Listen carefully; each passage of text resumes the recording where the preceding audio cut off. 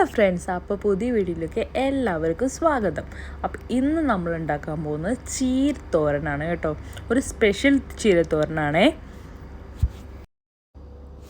ഞാനിപ്പോൾ ഒരാഴ്ചത്തേക്കുള്ള സാധനങ്ങൾ ഒരുമിച്ചാണ് വാങ്ങുന്നത്.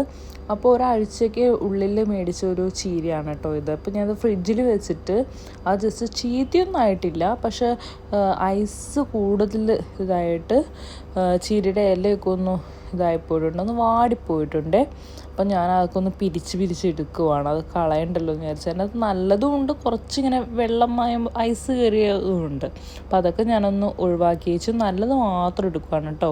അപ്പം ഐഷു ഉണ്ട് എന്നെ ഹെൽപ്പ് ചെയ്യാൻ. ഞങ്ങൾ രണ്ടുപേരും കൂടിയാണ് ചീരയൊക്കെ മാറ്റി വയ്ക്കുന്നത് കേട്ടോ. നമ്മളെന്തൊക്കെയോ പറയുന്നുണ്ട്. ഐഷു ഇപ്പോൾ ചെറുതായിട്ടൊന്ന് സംസാരിച്ചൊക്കെ തുടങ്ങി കേട്ടോ. അവളിങ്ങനെ ചെറിയ ചെറിയ വാക്കുകളെല്ലാം കൂട്ടി പറയാനൊക്കെ തുടങ്ങിയിട്ടുണ്ട്. അവൾ ചെറിയ വാക്കുകൾ നമ്മൾ പറഞ്ഞു കൊടുത്താൽ അതുപോലെയൊക്കെ തന്നെ പറയും. ഞാൻ കുട്ടാന്ന് വിളിക്കും ഐഷുവിനെ. അപ്പോൾ അവൾ കുട്ടാന്നൊക്കെ വിളിക്കുന്നുണ്ട് കേട്ടോ എന്നെ തിരിച്ച്. അവൾക്ക് അറിഞ്ഞിട്ടില്ലോ എന്താ ഈ പറയുന്നതെന്നൊന്നും. എന്തോ വിളിക്കുമെന്ന് മാത്രം അറിയാം. അപ്പോൾ ഞാൻ ചീരയെല്ലാം കഴുകി വാരി എടുത്തു കേട്ടോ. ഒന്ന് അരിഞ്ഞെടുത്തു. അതിനകത്തേക്കൊന്ന് ഉപ്പും മഞ്ഞൾപ്പൊടിയൊക്കെ ഒന്ന് ചേർത്ത് ഞാനൊന്ന് തിരുമ്മി എടുത്തിട്ടുണ്ട്. എന്നിട്ട് ഞാനൊരു പാൻ അടുപ്പത്ത് വെച്ചിട്ട് കുറച്ച് ഓയിൽ ഒഴിച്ചു കൊടുത്തു കേട്ടോ. വെളിച്ചെണ്ണ ഞാൻ ഒഴിച്ചു കൊടുത്തത്. അതിലേക്ക് തിരുമ്മി വെച്ചിരിക്കുന്ന ചീരയും കൂടി അങ്ങ് ചേർത്ത് കൊടുത്തു. നന്നായിട്ടൊന്ന് ഇളക്കി കൊടുത്തു.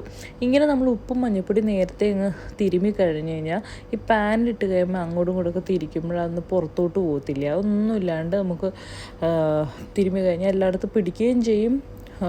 അതിനുശേഷം ഈ വെളിച്ചെണ്ണയിൽ ഇരുന്നിട്ട് അതൊന്ന് വാടി കഴിയുമ്പോൾ അതങ്ങ് താന്ന് പോയിക്കോളും. അല്ലെങ്കിൽ ഇങ്ങനെ തെറിച്ച് അങ്ങോട്ടും ഇങ്ങോട്ടൊക്കെ പോവും. അതുകൊണ്ടാട്ടോ ഞാനിങ്ങനെ ചെയ്തേ. അതിനുശേഷം ഞാനൊന്ന് ഇതുപോലെ ഒന്ന് അങ്ങോട്ടും ഇങ്ങോട്ടൊക്കെ മറിച്ചും തിരിച്ചൊക്കെ ഇട്ട് നന്നായിട്ടൊന്ന് വേവിച്ചു. അതിനകത്തേക്ക് കുറച്ച് തേങ്ങ ഒന്ന് ചേർത്ത് കൊടുക്കുവാണേ. തേങ്ങ ഞാൻ ഫ്രീസറിൽ നേരത്തെ ചിരവി വെച്ചിരിക്കുന്നതാണ്. അതുകൊണ്ടാണ് ഈ പുകയൊക്കെ വരുന്നത് കേട്ടോ. അതും കൂടി ചേർത്ത് നന്നായിട്ടൊന്ന് ഇളക്കി കൊടുക്കുവാണേ. ഇങ്ങനെ തേങ്ങ കൂടി ഇട്ടിട്ട് അവസാനിപ്പിക്കാനാണ് ചീരത്തോരനെന്ന് ഇത്രയേ ഉള്ളൂ.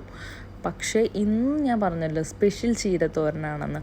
അപ്പം ഞാനൊരു 3 മുട്ടയും കൂടി പൊട്ടിച്ചിട്ട് ഒന്ന് അടിച്ചെടുക്കുന്നുണ്ട് കേട്ടോ. ഇതൊന്ന് വെന്ത് ശരിയായി കഴിഞ്ഞാൽ നമുക്ക് ആ മുട്ടയും കൂടി ഇതിനകത്തേക്ക് ഇട്ടൊന്ന് താളിച്ച് കൊടുക്കാം. മുട്ട ഇലക്കറികളൊന്നും തിന്നാത്ത കുട്ടികളുണ്ടെങ്കിൽ ഇതുപോലെ ഒന്ന് ചെയ്തു കൊടുത്താൽ നന്നായിരിക്കും കേട്ടോ. അവർക്ക് നന്നായിട്ട് ഇഷ്ടപ്പെടും. നല്ലൊരു ടേസ്റ്റുള്ളൊരു തോരനാണ്. ഇതെല്ലാവരും മസ്റ്റായിട്ട് വീട്ടിൽ ട്രൈ ചെയ്ത് നോക്കണം കേട്ടോ. ഇതുപോലെ ഞാൻ വെള്ളമൊക്കെ ഒന്ന് വാടി വെള്ളം അങ്ങ് വറ്റി കിട്ടണം. വെള്ളം വറ്റി കിട്ടിയിട്ട് വേണം മുട്ട ഇടാൻ കേട്ടോ. നന്നായിട്ട് ചിക്കി കൊടുക്കണേ.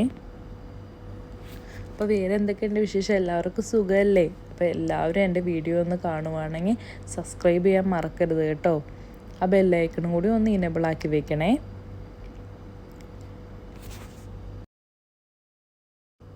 ഇന്നിപ്പോൾ രാത്രി നമ്മൾ ചോറാണ് കേട്ടോ കഴിക്കുന്നത്. കൂടെ പരിപ്പ് കറിയുണ്ട്, കോവയ്ക്കത്തോരനുണ്ട്. അതിൻ്റെ കൂടെയാണ് ഈ ചീരത്തോരനും കൂടി ഞാൻ ഉണ്ടാക്കുന്നത് കേട്ടോ. കാരണം ചീര ഇങ്ങനെ ചീത്തയാവാൻ പോകുന്നതുകൊണ്ടാണ് പിടിയിൽ തന്നെ ഞാനിത് വെട്ടിയരിഞ്ഞ് കറി വയ്ക്കാൻ പോകുന്നത്. അല്ലായിരുന്നെങ്കിൽ എനിക്ക് എന്തെങ്കിലും ഒരു കറിയായാലും ഓക്കെ ആയിരുന്നു. തൊട്ടപ്പുറത്ത് തന്നെ ഞാൻ ചോറും കൂടി ഒന്ന് വേവിച്ചെടുക്കുന്നുണ്ടേ. രാവിലെ വേവിച്ച ചോറാവുന്നു. ജസ്റ്റ് ഒന്ന് തിളപ്പിച്ച് ഊറ്റിയെടുക്കുക. ചൂടോടുകൂടി കഴിക്കാനല്ലേ ടേസ്റ്റ്. ഐഷു ചെറുതായിരുന്ന സമയത്ത് എനിക്ക് ഒന്നിനും സമയം കിട്ടില്ലായിരുന്നു കേട്ടോ. അവളെ നോക്കാൻ വേറെ ആരും ഉണ്ടായിരുന്നില്ല. അതുകൊണ്ട് എനിക്ക് ഒന്നിനും സമയം കിട്ടില്ലായിരുന്നു.